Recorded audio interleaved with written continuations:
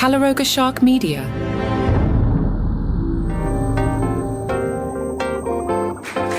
Hey there, I'm Johnny Mac with your daily comedy news, a daily briefing on stand-up comedy, comedians in the comedy industry, a sentence the algorithm loves. Deadline wrote about the Netflix is a Joke Festival, and the subheader, Who's Selling and Who's Struggling, caught my eye. They point out we're less than a month out now from the Netflix is a Joke Festival, which kicks off May 4th.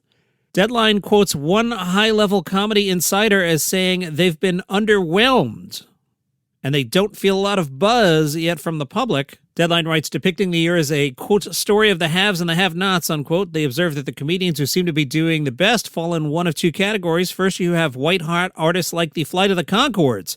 That was one of the shows I was considering going out to see. The shows I'm interested in at the festival, and I was willing to go as a civilian, were Monday, Tuesday, but then not till like Sunday. And, 8 days in LA is not cheap. Anyway, white hot artists like Flight of the Conchords were selling tickets like hotcakes. And then you have those who are underplaying, who are selling out by jumping down to venues smaller than they normally play. Any artist not falling into those two categories, quote, may have a steep hill to climb. The insider says there's still a significant number of tickets to be sold, in some venues more so than others. There's a lot of competition in the marketplace, a lot of shows, people fighting over the same dollar in a tough economy. I don't think gas prices are helping people to be able to afford tickets, and people are pulling back a little bit. I didn't even think about the gas thing. I mean, part of my calculation, I already talked about the time. I don't trust the airports right now. On any given day, you wake up and the airports are fine. You wake up 5 minutes later and like, oh yeah, there's 19-hour delays. I mean, the world is so chaotic right now. It's like, I'll just stay home. And my kid goes to school in California, so believe me, I'd love to go out there and hang out, but, everything considered, it is not easy. Deadline tells us gauging ticket sales a month out from showtime varies, but the insider says, but I'd probably feel the most comfortable if I had 20% of the house or less to still sell. Oh, this is cool. I hadn't read this ahead. One of the high achievers of the moment is friend of the show, Gianmarco Soresi, who has sold out a pair of headlining shows, as well as one of his theater adult shows at the Regent Theater. Good for him. Gianmarco will also participate in a show called An Emergency Board Meeting Slumber Party alongside Adam McKay and Robbie Hoffman. Jeff Curry has sold out a couple headlining shows at the Palladium. Robbie Hoffman sold out 2 at Largo. Matt Rife sold out 2 in the main room of the Comedy Store. Jacqueline Novak has added a show May 9th at the Masonic Lodge after selling out her May 5th show. Joel Kim Booster, same thing, adding a May 4th Troubadour show after selling out May 8th at the Elysian. The source called all that a subgenre of comedy that's really hot right now. They also say podcasts are doing well. So according to Deadline, some of the shows that are sold out, let's see, Gianmarco, Jim Jeffries, Mark Normand, Rife, Eliza Schlesinger, Bert and the Shaq Crowdwork Show, Natalie Palamides, that's cool, Reese Darby, Joel Kim Booster, Jeff Curry, Bamford, Jeff Hiller, Jackie Novak, Max Amini, Nurse John, Morgan J, and some others there. We'll keep an eye on that festival. The Moontower Comedy Festival has kind of, sort of kicked off. I'll do more of my coverage next week. I was looking at the schedule, and there's scattered shows here and there this week. And, it's officially kicked off, but it really doesn't kick in until the 15th. First started 15 years ago, the Moontower Festival. I feel like it's longer than that because I haven't been at Sirius now since, when did I leave? The beginning kind of 2014, was it? And it's 12 years. All right, maybe my 15 years ago fits in that window. First started 15 years ago, the Moontower Festival has grown into one of the biggest comedy events in the country, spanning a dozen venues and running from April 7th through the 18th. This year features nationally known acts like Mark Maron, Kathy Griffin, and Roy Wood Jr. I keep forgetting Roy Wood Jr. I've been all into the Artemis mission, and I was watching the launch, and for some reason, they went to celebrities, which was straight out of the SiriusXM playbook. Oh my goodness. Anything we ever did there, they're like, can we add a celebrity to it? So I'm sitting there, and it's like, hey, all right, the astronauts are on the pad, and we're about to launch, and let's check in with Roy Wood Jr. And I'm like, oh, big boss in the corner would have loved that nonsense. And I'm like, can we just not? Love you, Roy Wood Jr., but I don't care what you have to say about Artemis. What are we doing? Moontower also makes an effort to highlight non-traditional acts and Austin comedians like Angelina Martin, who says, I'm super excited. I love Moontower so much. It's always been such a huge part of the Austin comedy scene and the national comedy scene in general. Martin runs several shows around Austin, and one of them, called Slide in the DMs, was added to this year's lineup. She explains her show. Comedians and local celebrities share strange messages they've sent to receive. Then a cast of improvisers build a scene based on the messages. That's fun. Martin says it's not all really dirty stuff. Sometimes it's weird in a different way. One time we had a guy who had sent the comedian messages that we were showing on screen. He was in the audience and he stood up and took credit for his weird messages. Love it. My former coworker, Howard Stern, in the news. Howard and Beth Stern's former personal assistant, Leslie Kuhn, has alleged that she was fired by Howard and Beth Stern and experienced a, quote, hostile work environment. Now, if you were a younger radio personality, fair being fair, you would go in after Howard after this because 40-year-old Howard would have gone after you. Ask John DeBella, the Philadelphia zookeeper, how that goes. So I'm curious. I don't know if there are any radio personalities left or who would go after Howard, but boy, there was a time. Like if Opie and Anthony were still around, there was a time.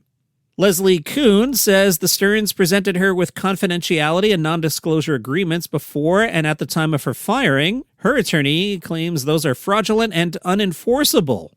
In the complaint, Kuhn says that the Sterns requested that she move to Southampton to work at their mansion. According to court documents obtained by People magazine, Kuhn claims she was first hired as an office manager for the Howard Stern Show in September of 2022. Less than 2 years later, she claims she became Howard's executive assistant. Then in May 2024, she alleges the couple requested that she move to Southampton to work at their mansion. Kuhn alleges she was instructed by Beth Stern, who's 53, and Howard Stern, who's 72, that Kuhn would offer Beth, quote, assistance with such things as managing the staff of the mansion, setting staffing schedules, completing staff payroll, and managing general household operations, including Beth's extensive at-home feline rescue and fostering operations. That all according to the complaint viewed by People.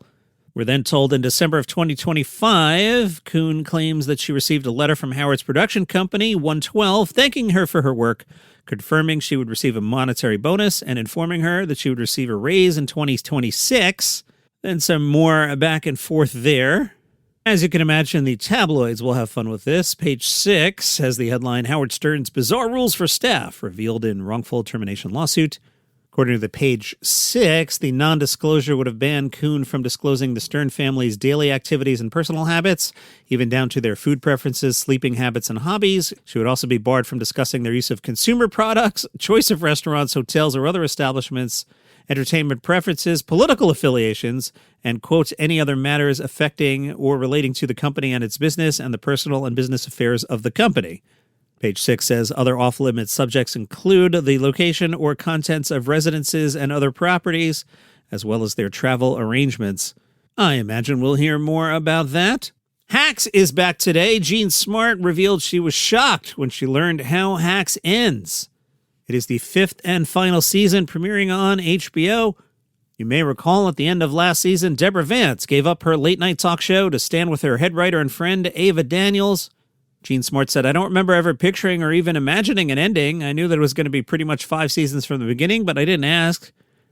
I was like, I'll be surprised. When I did find out at first, I was shocked and unsure about how I felt. It was not remotely anything I could have imagined, but then I realized, no, it'll work out because they're writing it and they're amazing, and so I went, okay.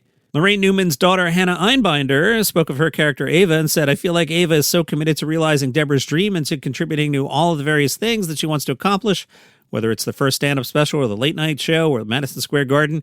But I do think that through all their trials and tribulations, they share this legacy, and it's a really beautiful collaboration that I feel like they both get to own. Lorraine Newman's daughter, Hannah Einbinder, also is annoyed at people who use AI. Hannah apparently said, the people who make this stuff are losers. They're not artists. They're not creative. And they've wanted their whole lives to be special, and they're not special. They're trying to rob real creative people of our gifts, and you can't. And even if you try, you will never be cool. You guys suck. No one likes you. Anyone who's near you is because they crave power and access over any ethical standard. You are a loser. You will never be cool, and you probably had a rolly backpack in high school. I want to put your head in the toilet and flush. Hannah Einbinder is the daughter of Lorraine Newman. At the Melbourne Comedy Festival, go see Henry Yan. Henry shows Mum Wants a Girlfriend for Me. Now, I want you to play along as you listen to this clip. Imagine Mitch Hedberg doing this material. So as you listen to Henry do this funny material, imagine Hedberg doing it, and it's very easy to imagine. But I like Henry. Here's Henry Yan. Apparently this is going on TV. I love you, mama. and Papa. Any shout-outs, man? Fair enough. Biggest gig of my life. Thought I'd start off by mucking around. I'm also a pretty big deal. I've got a comedian nickname. People call me the Library. 'Cause I make it silent. I also feel like moving around. See if I'm better over here. I'm also a bit of a gangster. But it's hard sometimes. 'Cause you know, if I'm trying to like hustle someone on the street, like if I go up to you and I'm like, "Oi, give me your money." Most people are just like, "Oh, what organization are you with?" My name on the street is UNICEF. But you know what my name in the sheets is? The Library. He's Henry Yan. Now let's check out Jenny Tian. When Life Gives You Oranges, I think she's really good. Listen to this. Wow, you guys are such a lovely audience. You are. I have to say this, because, like, not all audiences are this kind. Like, I did a show once and someone came up to me afterward and they went, "You know, your English is actually quite good." And see, I just found this so condescending because it was my mum.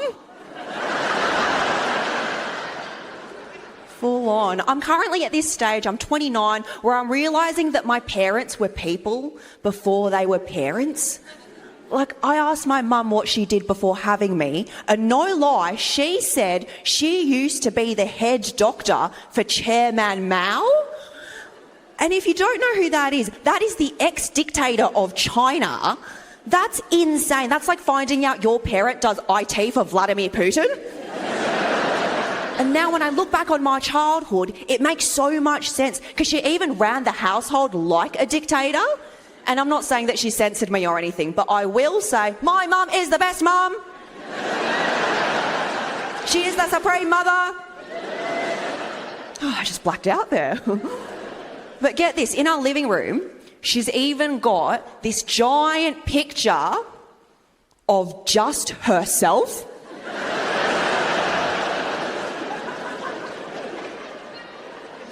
A reminder that Big Mother is watching.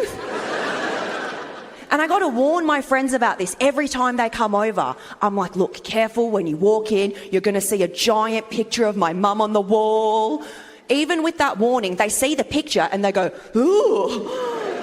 And I have to say, I know, it's terrifying. I told her to keep her top on. She's Jenny Tian at the Melbourne International Comedy Festival. Scott Aukerman announced his long-running podcast, Comedy Bang Bang, will be touring. It's the Ground Beefing Tour. Now, I will tell you, of all the comedy shows I went to back in the day, going to festivals, hanging around with one of our hosts, Mark Says Hi. Mark and I went to a lot of shows. The only show we ever walked out of ever was Scott Aukerman. We were sitting there, and we were waiting for each other to say it. And Mark finally looked at me and said, should we go? That's how bad the show was. The only one we ever walked out of. But if you want to go see Scott Aukerman, he's touring. He'll be joined by Paul F. Tompkins, which is cool. The tour kicks off May 25th in Toronto and wraps up in Portland, Maine on June 29th. Comedy Bang Bang with Scott Aukerman. And if that's something you want to do. And that is today's Daily Comedy News. I'll catch you tomorrow.